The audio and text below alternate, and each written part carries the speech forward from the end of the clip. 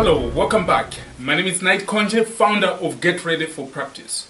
What we are looking at this subject of success. What we're going to look at today is some excuses that limit your success. Okay, first let me ask you a question.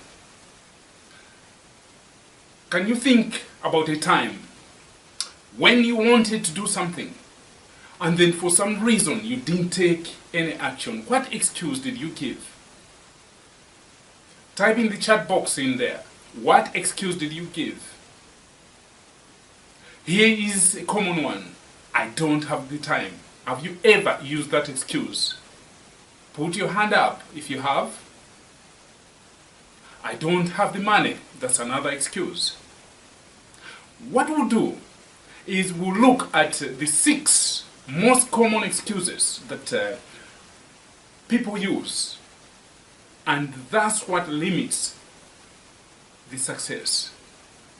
And at the same time, what we'll do, we'll look at ways as to how you can get around those excuses, because those are just excuses.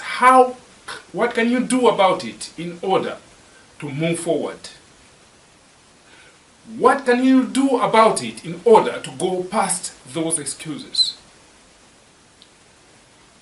Because in most cases, what happens is that when something happens, many people, not necessarily you, many people end up using these excuses like it's a badge of honor. So if they haven't done anything or something that they said they were going to do, if they say something like, I don't have the time, as if that is justifiable. That should not be that way. What we'll do, we'll go through a list of some excuses that are common and people use in order to justify they are not taking action. The first one is, I don't know how to do it. That could be a justifiable excuse. But there are many ways of finding out what to do. First of all, what we talked about is that success is the progressive realization of where they go. If you know where you're going, you can go out there and find some resources, find out about some people who are in the same field that you want to pursue. At this point in time, there's a lot of information that is out there on the internet, on YouTube, where you can check it out and see if it's something that is consistent with what you're looking for.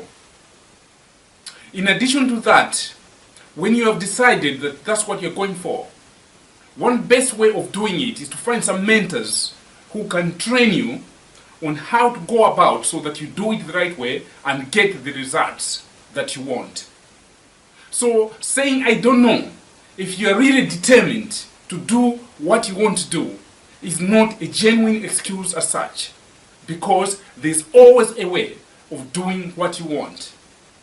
Would you rather stay where you are with your excuse I don't know and then do nothing, no action, or do something, find some people who have actually done it, do some research? It could be from the internet or some colleagues or people who are participating in that field so that you move forward.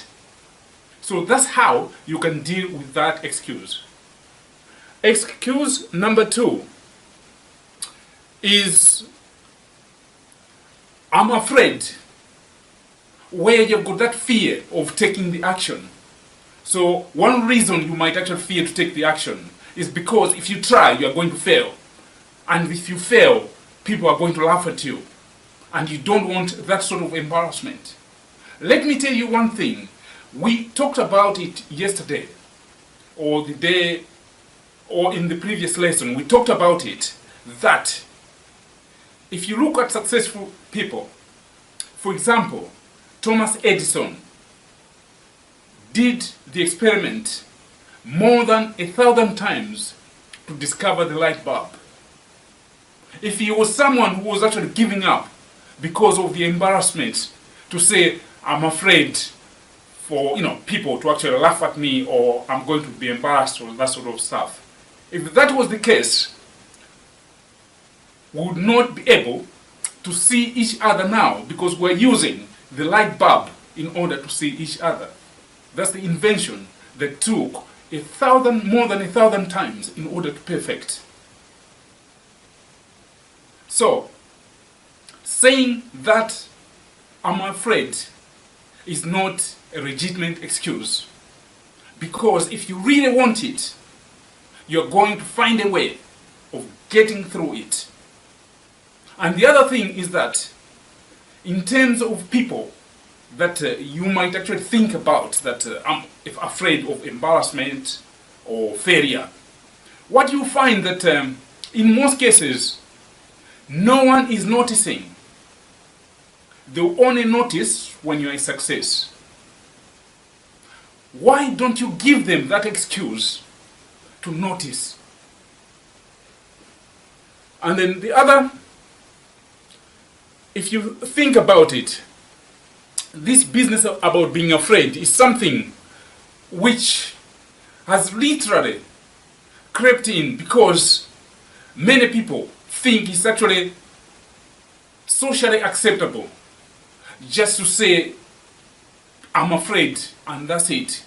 It's not supposed to be a badge of honor. You're supposed to go out there and take action to get what you want. The third excuse that people mostly use is time. Saying, I don't have enough time. If you think about it, if you really believe that you don't have enough time, time is one thing that is apportioned equally to everyone. Everyone has got 24 hours in a day, but it depends on how you use your time. Yeah? So what you need to do is look at how you spend your time. What about the time that you spend possibly watching television, checking out some programs on Netflix, possibly watching some YouTube videos that lead to nowhere? You can easily audit the time that you spend doing other things and rechannel that time in order to do something that will make you a success. And talking about the time, as this recording is actually taking place now, we're in the middle of a lockdown where not much activity is taking place outside the home or the office. What it means is that you've got a bit more time. What about the time that you were using to visit family and friends? You can't visit them anymore. So you can use that time to invest, or to use that time to work on developing your career or making yourself a success. So that's how you deal with the issue about time. If something is important to you, you're going to make up the time to make sure that you do it. The next common excuse that is used is, I don't have the money. Yeah? So that could be a legitimate excuse, but there is always a way around it. Think about it. Let's say you wanted to learn how to play a piano. So what might happen is that you might say, I don't have enough money to buy a piano where I can actually be practicing. Yeah? But if you think about it, if you think outside the box, what you will find is that it's possible that some other local communities like churches, they can allow you to make use of their piano for practicing. Or you can check it out on some of the second-hand shops where you can find some odd equipment or pianos that are actually being sold at a discount.